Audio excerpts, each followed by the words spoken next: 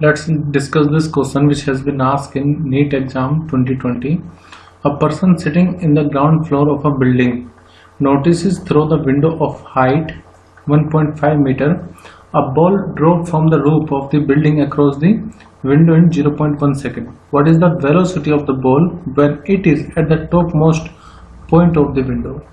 देखो क्वेश्चन थोड़ा सा कंफ्यूजिंग हो सकता है कि बॉल कहाँ से ड्रॉप कर रही है, हाइट क्या होगी, टाइम क्या होगा।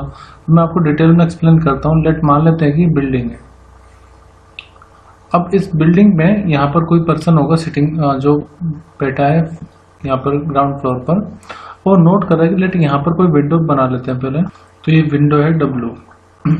अब इसने क्या नोटिस किया, इसने ये नोट किया कि जो बॉल है जब वो ड्रॉप यहाँ से रूफ से फेंकी जा रही है तो इस विंडो को वो 0.1 सेकंड में क्रॉस कर जा रही है। इसका मतलब ये हुआ कि यहाँ से जो टॉप है विंडो का, वहां से लेकर के जो भी हाइट होगी टोटल विंडो की, उसको यहाँ से यहाँ तक आने में, इस विंडो को क्रॉस करने में कुल 0.1 सेकंड का समय लग रहा है।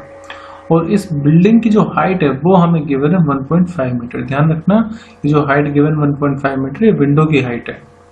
अब इसका मतलब ये हुआ कि इतनी हाइट 1.5 मीटर की हाइट बॉल 0.1 सेकंड में कवर कर रही है। तो यहाँ पर जब वो शुरुआत में आई होगी विंडो के जस्ट टॉप पर, तब उसकी स्पीड कितनी रही होगी, तो ये हमें स्पीड फाइंड करनी है।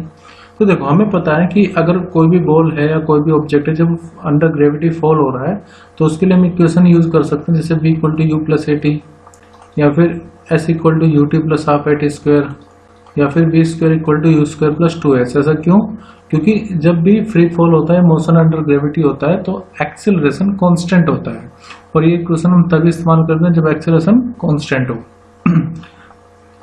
सिर्फ फर्क इतना होगा कि एक्सेलरेशन को हम g रखेंगे, और क्योंकि बॉल नीचे गिर रही है तो एक्सेलरेशन पॉजिटिव होगा, g की वैल्यू हम पॉजिटिव लेंगे। अब हमारे पास डिस्प्लेसमेंट कितना है, 1.5 मीटर। टाइम भी हमें पता है, वेलोसिटी निकालनी है। तो इस वाले इक्वेशन में तो टाइम नहीं है, इस वाले इक्वेशन में डिस्प्लेसमेंट नहीं है, तो बची हमारे पास ये इक्वेशन। इस इक्वेशन का यूज अगर मैं करूं तो s क्या है, डिस्प्लेसमेंट, जो कि हाइट के इक्वल होगी। u इसकी इनिशियल स्पीड हो जाएगी टॉप पर, टाइम हमें पता है, प्लस 1/2 एक्सेलरेशन होगा g × t का स्क्वायर के इक्वल।